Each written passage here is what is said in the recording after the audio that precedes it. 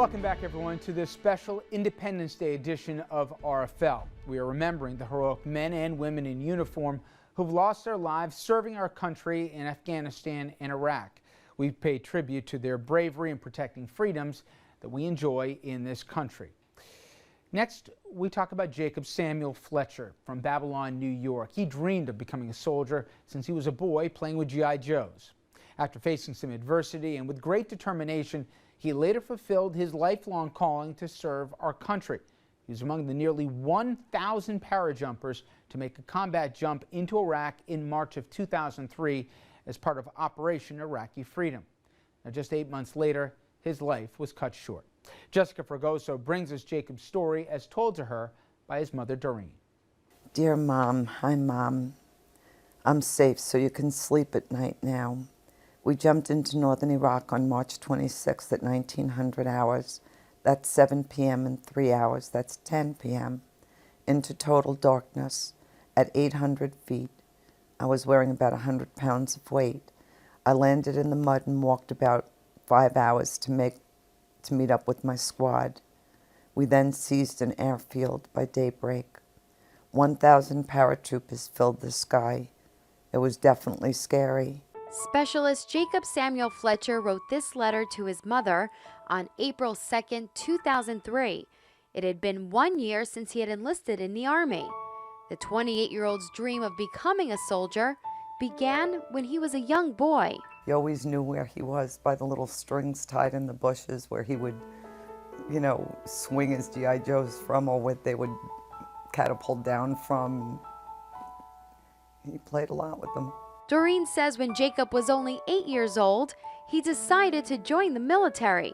He filled out an application he found in a magazine and sent it in.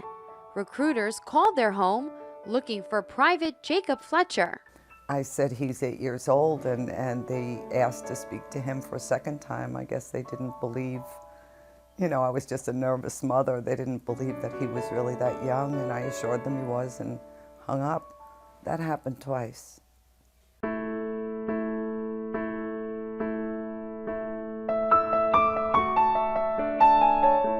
Jacob grew up in Babylon with his mother Doreen, stepfather Ray, and stepbrother and sisters Scott and Tara. He was very involved in sports. He played lacrosse in middle school and joined the wrestling team in high school. He also enjoyed playing the drums and writing poetry.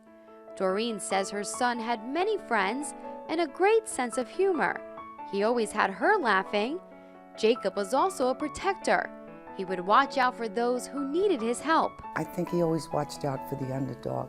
He loved children, and if somebody was getting picked on, he would come to their rescue. That was just his nature. At age 23, Jacob thought his dream of being in the military would finally come true. He joined the Army, but the day before he was to be sworn in, he injured his knee.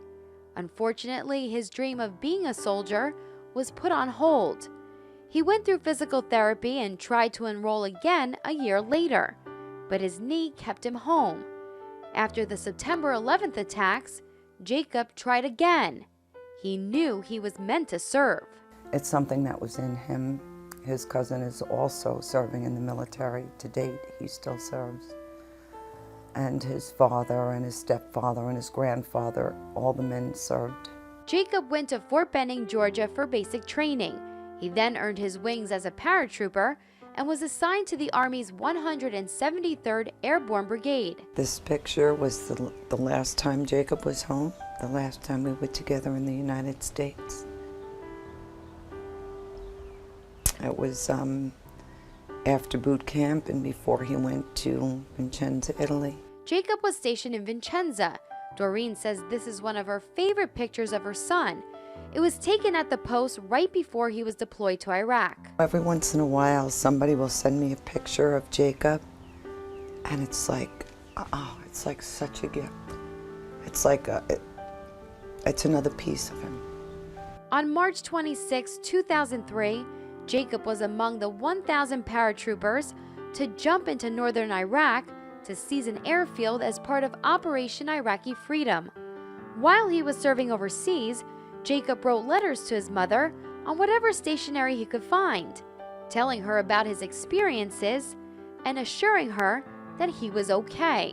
Me and my guys are close now. We're all we've got. Right now I can hear the jets flying overhead, but I know I'm coming home, and that gets me through my days. Nearly 8 months later, on November 13, 2003, Jacob was riding in a bus in Samara when a roadside bomb exploded. Jacob was one of 2 soldiers who lost their lives that tragic day.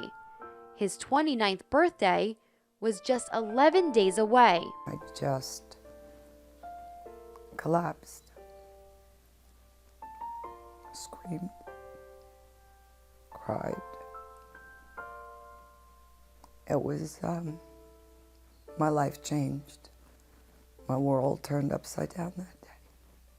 On Jacob's birthday, Doreen sent a care package to a soldier in Iraq in honor of her beloved son. That was the beginning of the Jacob's Light Foundation. Since then, Doreen and a countless number of volunteers have sent more than 500,000 pounds of supplies to the men and women serving our country overseas. Okay, here the boxes are being made. All the guys come in and they get the boxes prepared. Doreen says the foundation has helped keep her strong and Jacob's memory alive. When I come home, I'll be going down to the local VFW, and I'm going to thank and shake hands with the real vets. World War I, World War II, Korea, Vietnam, Panama, Afghanistan, the men and women who make it possible for me to have choices and freedom. I want to show them that they made a difference and their sacrifices and losses weren't for nothing. I want to stand tall and represent what they left behind. My uniform will remind them of the soldiers they once were and the heroes to me they will always be. Grandpa is my hero. Dad and Ray are my heroes. Uncle Artie, Mr. Dean, Cousin Jason, they are my heroes. Thanks for being my mom. I love you with all my heart. The Jacob's Light Foundation, it continues to send care packages to soldiers serving overseas. And if you'd like to contribute or volunteer with the organization, please visit their website, jacobsprogram.org, for more information.